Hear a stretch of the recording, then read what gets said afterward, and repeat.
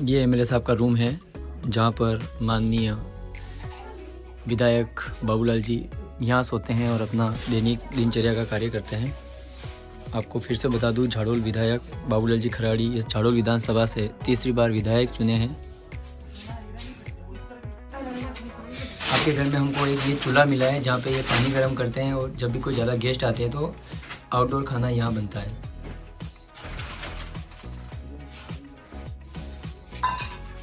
झाड़ोल विधायक बाबूलाल जी की धर्मपत्नी जी हैं जो अपने किचन में खाना बनाते हैं। क्या नाम है आपका? तेजू देवी। तेजू देवी है। क्या उम्र है आपकी? उम्र से 60 साल के हैं। काफ़ी फिट है और पूरा घर को यहीं से मैनेज करते हैं। लंबा चौड़ा परिवार है इनका।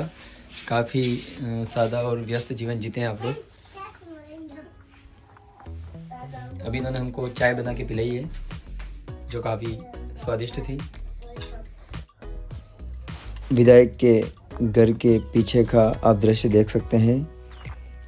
सुंदर सी एक पहाड़ी पर घर बना हुआ है। बिल्कुल सादा जीवन जीते हैं विधायक जी।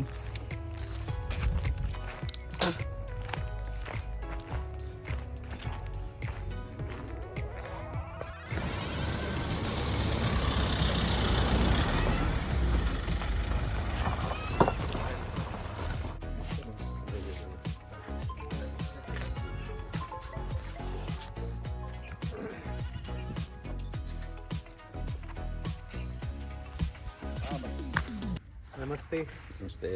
तो आज न्यूज़ फलासिया का परिवार जो है वो कोटड़ा में आया है और हम लोग अभी बैठे हैं यहाँ से भाजपा के 3 बार विधायक रहे श्री बाबूलाल जी खराड़ी के घर पे। और ये हमारा सौभाग्य है कि आज हम आपसे मिल रहे हैं और आप बहुत ही साधारण जीवन यापन कर रहे हैं और इतना सब कुछ ग्राउंड पे काम करने के बावजूद आप इतना साधारण जीवन यापन करते हैं। तो हमने सोचा कि आज जो है आपसे मुलाकात करें और ये जानें कि ये सब कैसे आप कर लेते हैं और कैसा आपका जीवन क्या है, आपका विज़न क्या है आगे को लेकर आपके यहाँ की जनता के लिए, और आपने जो इतने अच्छे अच्छे काम किए हैं अलग अलग क्षेत्र में, उनके बारे में हम आपसे थोड़े से आपके विचार जानना चाहेंगे। 3 से लगातार मैं चुनाव लड़ रहा हूँ। पहला जो आरक्षण का कानून आया था कि भाई जहाँ जनजाति बाहुल्य क्षेत्र है वहाँ पर जनजाति के लोग सरपंच, प्रधान, प्रमुख आदि आदि पदों पर वो रहेंगे, ऐसा भैरू सिंह जी शेखावत के समय में राजस्थान में लागू हुआ था। तो यहाँ पर महिला प्रधान थी तो मैं पहला चुनाव जिला परिषद का लड़ा था, उस समय मैं जीता था। 98 में मुझे पहला विधानसभा का टिकट दिया था, वो मेरा पहला अनुभव था। उम्र भी कम थी, राजनीतिक के अनुभव भी इतना बहुत ज़्यादा नहीं था, लेकिन पार्टी ने मुझे भरोसा देकर कभी चुनाव लड़ना आपको, तो मुझे पहली बार चुनाव लड़ाया था, उस समय मैं हारा था। फिर 2000 में फिर पंचायत समिति के चुनाव हुए जिसमें मैं प्रधान बन गया था और 2003 से मैं 13 तक एमएलए रहा था। मैं फिर पार्टी ने मुझे टिकट दिया और मैं जीतकर अभी वर्तमान में एमएलए। शिक्षा के क्षेत्र की जब बात करते हैं तो आपसे मेरी पहले बात हुई है, तो भविष्य में आप ऐसा चाह रहे हैं कि गांव के ही जो पढ़े लिखे युवा हैं जिन्होंने 12वीं तक पढ़ाई कर ली है या जिन्होंने बीए तक पढ़ाई कर ली है, आपका आग्रह है उन युवाओं से कि वो अब अपने जो छोटे बच्चे हैं या छोटे भाई बहन हैं उन्हें पढ़ाने की जिम्मेदारी लें, उन्हें नियमित स्कूल भेजने की जिम्मेदारी लें, या आज जो अप्रवेशी हैं या जो ड्रॉप आउट हैं उन्हें जो है स्कूल तक जोड़ें। ऐसा आपकी भविष्य की योजना है और उसके लिए आप निरंतर प्रयास भी कर रहे हैं। तो ये वाला आपका विचार बहुत ही अच्छा लगा। एक बार मैं चाहूँगा कि आप थोड़ा रहन सहन और ये सब भी दिखाएं। विधायक जी का जो घर है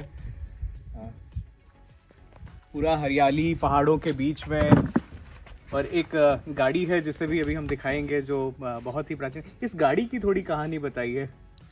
देखिए, गाड़ी का क्या है कि मैं पहली बार एमएलए बना था तो प्रत्येक एमएलए को 3 गाड़ियाँ जो डिस्पोजल होती थी मिलिट्री की, वो देने का प्रावधान था।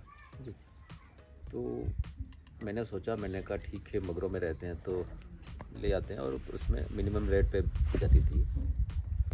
तो मैं वहाँ से 3 गाड़ियाँ लाया था। एक मेरे मित्र के पास में है, एक और किसी कार्यकर्ता को मैंने दे दी, एक मैंने रख ली।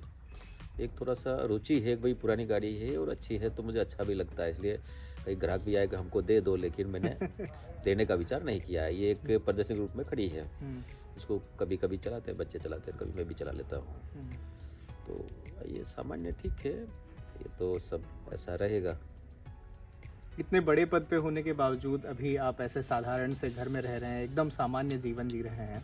तो कई बार लोगों को ऐसा लगता है कि नहीं, अब हमें बड़ा घर चाहिए, बड़ी गाड़ियाँ चाहिए। तो उन सब के उन सारी बातों का खंडन करते हुए आप यहाँ पर ये जो एकदम साधारण जीवन की खूबसूरती को स्थापित कर रहे हैं, तो इसके बारे में कुछ बताइए। देखिए, जिस मैं परिवार में पैदा हुआ हूँ, जिस परिवेश में हमारा समाज रहता है, क्षेत्र के लोग रहते हैं, हम लोग राजनीति में काम करते हैं तो लिमिट्स हमारी है, मानदेय भी हमको मिलता है कुछ, तो उसके अलावा हम बच्चों को पढ़ाते हैं और उनको आगे बढ़ाने का काम करते हैं। अब मकान अगर बड़ा बनाएंगे तब भी तो उसी मकान में सोने के लिए हमको 4 फीट की जगह चाहिएगी, और उसको बना करके भी हम क्या कर लेंगे। मेरा अगर सामान्य गरीब आदमी, उसके आज रहने के लिए झोपड़ी नहीं है, और मैं आलीशान बंगला भी बना देता हूँ, तो मेरी उनसे दूरी बन जाएगी, तो वो देखेंगे ये बड़ा आदमी हो गया। मैं उन जैसा रहना चाहता हूँ, और स्वाभाविक है भाई। और आपके बारे में ये बात काफ़ी प्रचलित है कि कोई भी कभी भी आए आपसे मिल सकता है, कोई आपके लिए बहुत ऐसा विशेष अपॉइंटमेंट या ये लेने की ज़रूरत नहीं है। कोई भी किसान भाई कोई भी आपसे मिलना चाहे तो बड़े ही साधारण तरीके से आपके घर आकर आपसे मुलाकात कर सकते हैं।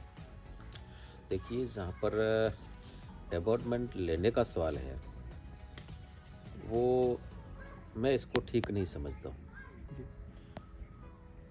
हमारा एक कैडर है, ठीक है, हम एमएलए हैं तो हम हमारे लोगों से अलग कैसे हो सकते हैं, और इतने हम बिजी भी नहीं है कि नहीं हमारे पास में लाइन लगी हुई है तो फिर भाई जो पहला या वो लास्ट में आए मिलेगा, ऐसा भी संभव नहीं है।